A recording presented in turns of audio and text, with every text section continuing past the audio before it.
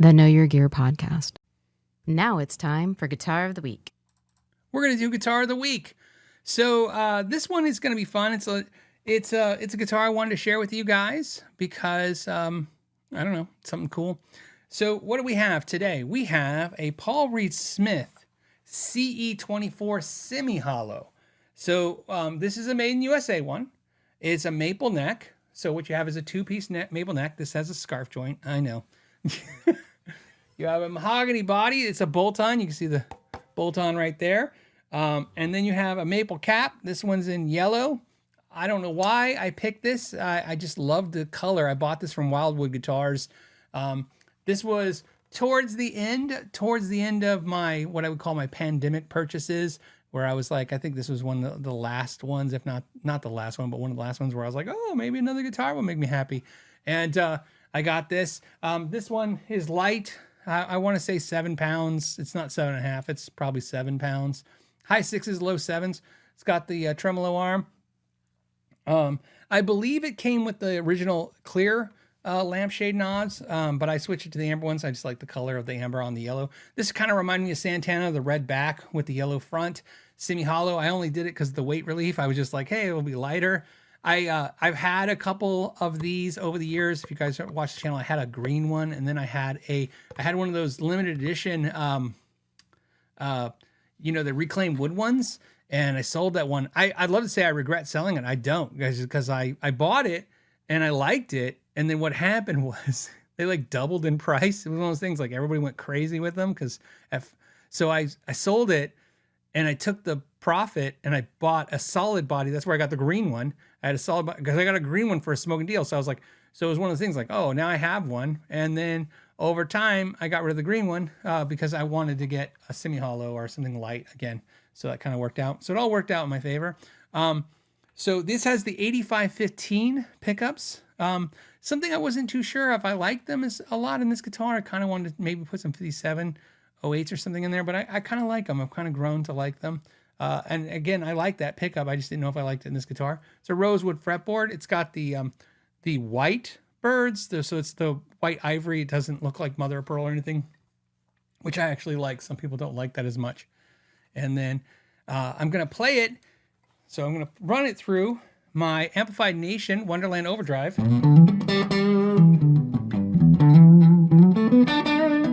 So I'm running that amp, and it's running through a 212 cabinet. It's mic'd up with a Sennheiser, and that's what you're going to hear. So let me go ahead.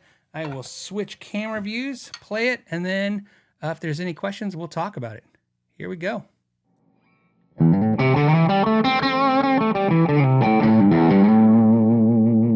Let's go to the neck pickup and roll the volume back.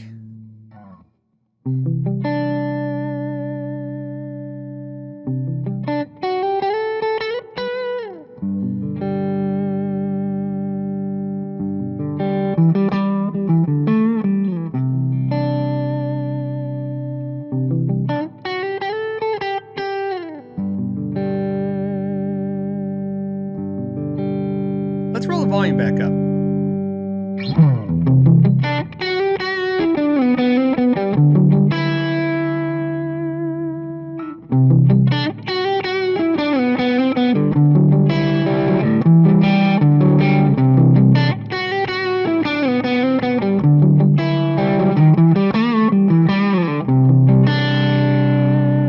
Back to the bridge.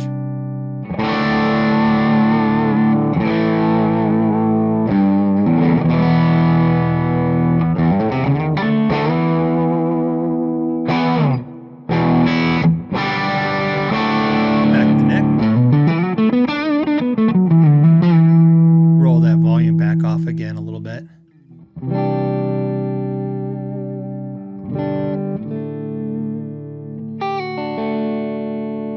Let's coil split it. Go to single coil mode.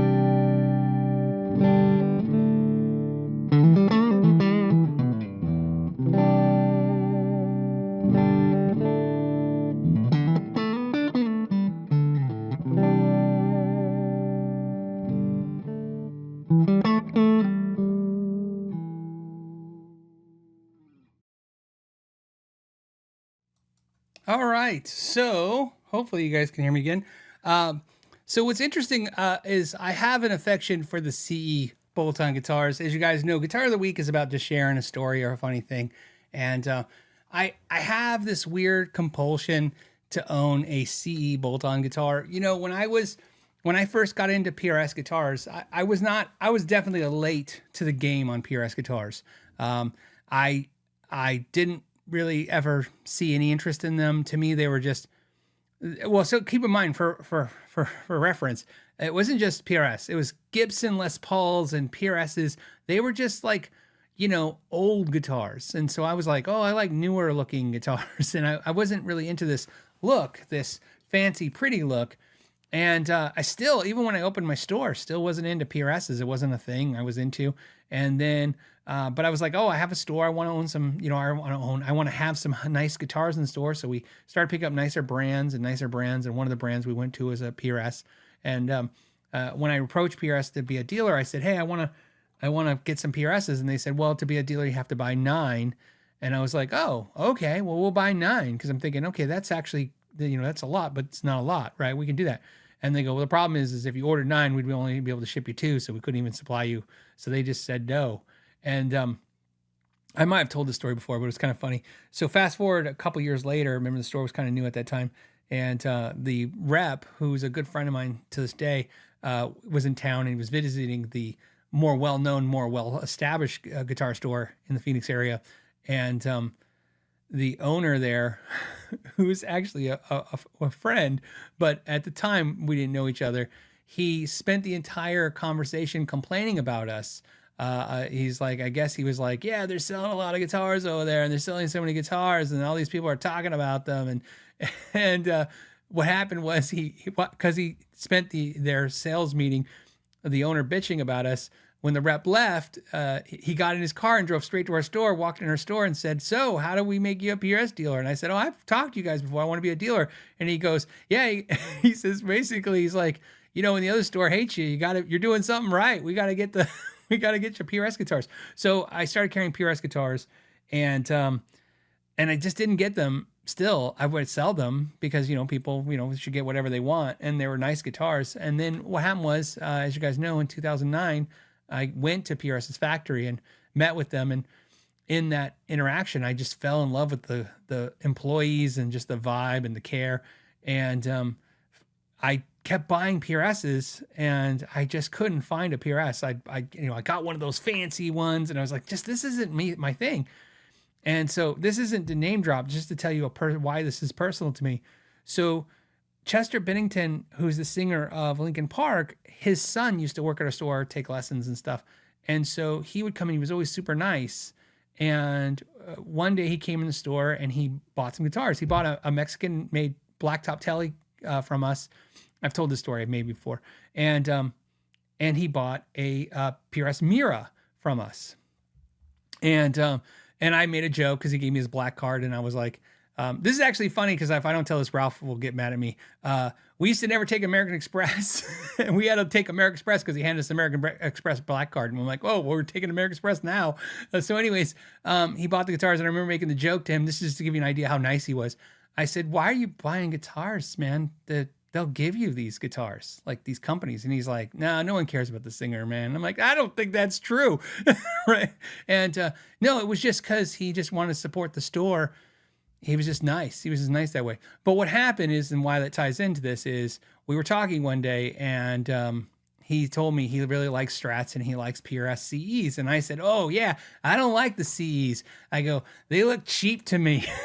Right? I was like, I don't get the fancy thing. I just can't get there. But then this looks like a cheaper version of that. So I don't like that either. And he goes, yeah, but the CEs, they got the mojo. They sound great. That's the best sounding guitars PRS ever made. And I just have to have one now. I've always had. That's why. So that's why I'm telling the story. Like I had the Reclaim one. I got the solid body. And I'm like, okay, I got to get this one. I have to have a CE. And there's just something I like about them. To me, they sound like really fat Strats. Like this guitar is more of a fat Strat vibe. So I just tell you that some people have different opinions about them for that reason. And it's funny to me because I like stories like this because I think it's nice to share that we talk on the internet, tone woods and fights and, we argue about silly things, and, and the brass block versus the thing. And the reality is I always feel I love this because as a guitar tech and as someone who illustrates and shares guitar tech information with you guys, specs matter for value, and you want to like, hey, what should this cost you? This is your hard-earned money. But I keep saying this, and that's why I like to have the podcast, and this conversation comes up. The stuff I own never is because of the specs. It's always because of an emotional attachment or a thought. Like I said, Gold Top Les Paul, Slash is cool, so I think Slash is cool, so I think this guitar is cool. That's just how that works. I'm a John Mayer fan, so I have to have like a Dumble John Mayer sounding amp, and it's like, okay, that's my thought. Chester was really super nice, and I was like, oh, well, he said this guitar is cool, I got to have that. I think it's funny how silly it could be, and it has been for me my whole life. The things I like really have no real attached, real tangible values. It's just how I feel about something. So, and all these years and all these videos and everything I've learned about guitars and shared with you guys, I still come down to, if I like it, if I feel good about it, then I like it. If I don't feel good about it, and I don't know. I just like that because that conversation seems to get lost in the weeds a lot on the internet. That's not the argument. The reality is there's nothing to argue about. And I think that's why the internet doesn't like it. What do you argue with? I like it because I like it. That's all. So, Brian says he was a CE guy until he got the DGT. That's a great guitar, the DGT. Me, the CE, it's just about, like I said, the story I told you. It's like just something cool. It always makes me think of Linkin Park. I'm a huge Linkin Park fan. So we went and saw them. What tour was that? The last tour we saw them, I can't remember the name of the band that opened for them. I just know the singer was the Joker in the new Batman. Why am I having trouble? Is it something to Mars? 30 Seconds to Mars? I just remember, this is what I remember about that show. I'll never forget it. The singer of 30 Seconds to Mars, who's the actor, he must have had either something was wrong with his throat, or he's having a hard night, or is the end of the tour, because he spent the whole show doing you sing it. And hell, it was cool at first when you're singing along and he's holding the microphone out, but then after a while, Shauna looked at me and she goes, I think he's trying to get us to do his job, because we were literally in charge of singing. The crowd was in charge of singing the entire show. Yes, Jared Leto. Yes. So I think he had an off night that night is what I'm trying to say. But it was still a great show. And Linkin Park was amazing. All right. So that's our guitar of the week. Does anyone have any questions about the guitar? I think at this point we covered a lot of cool things about it. So if you're curious, this is another thing to talk about with CEs. This one I got on a deal because they made me a deal at Wildwood Guitars. But so on the CEs specifically, I find them all the time great prices. So if you're looking for a USA made PRS, I think these ones are the ones I constantly can find the best deals on. These guitars sell for like $2,400 to $2,800 new. I find them $1,500 all the time, and sometimes cheaper. There was a semi-hollow. I almost felt bad I didn't buy it. It was a semi-hollow just like this in a Rize Verde green in my local Craigslist, and they wanted $1,400. And it took 3 weeks before that listing came down. So that tells you, I was like, $1,400 for a USA made semi-hollow PRS. I was like, but so, on a side note, I also think it's because these guitars are a little priced high. They're aggressively priced. Overpriced is what you would say, right?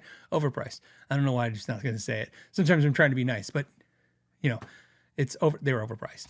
So if you like this clip and you'd like to watch another one, you can click right here. And if you want to see the entire episode of the podcast, you can click right there.